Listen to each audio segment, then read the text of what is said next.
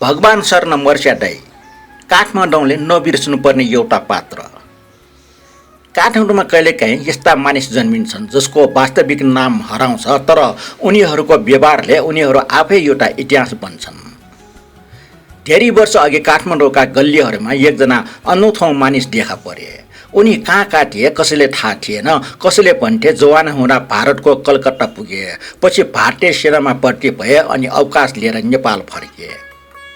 हेर्दा एकदमै काठमाडौँका रैथाने, नेपाली टोपी, स्थानीय पहिरन, नेवार भाषा, तर बोलाइमा अलिअलि भारतीय लवज। त्यही लवजमा उनी ठट्टा गर्थे, हामी रसबरी खान्छौँ, उनीहरू त रसगुल्ला खान्छन्।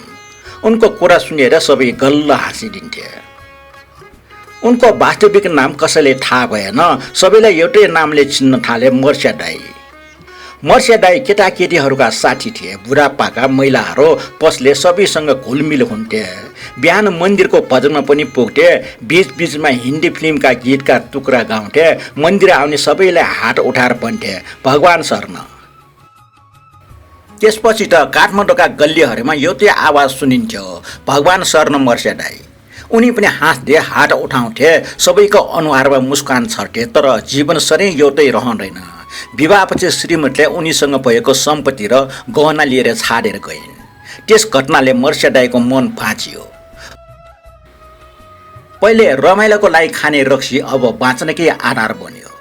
हिजो भगवान शरण भन्ने मुखबाट अब अपशब्द मात्र निस्कन थाल्यो। बिस्तारै साथीहरू तारिए, टोलले बिर्सियो, कोठा सुत्यो। अन्त्यमा एउटा मन्दिरको पार्टी नै उनको घर बन्यो। बिहान पार्टी सफा गर्थे, दिनभरि माग्थे, साँझ फेरि रक्सीमै हराउँथे। एक बिहान मन्दिरमा मानिसहरू जम्मा भए। सबैले नजिक गएर हेर्दा सधैँ सबैलाई भगवान शरण भन्ने मर्स्यादाई यही पार्टीमा सराहका लागि निदाइसकेको रहेछन्। एउटा मानिस मर्छ, तर उसको हाँसो, उसको अभिवादन र उसको सरल स्वभाव पुरानो काठमाडौँको सम्झनामा अझै बाँचिरहेकै छ।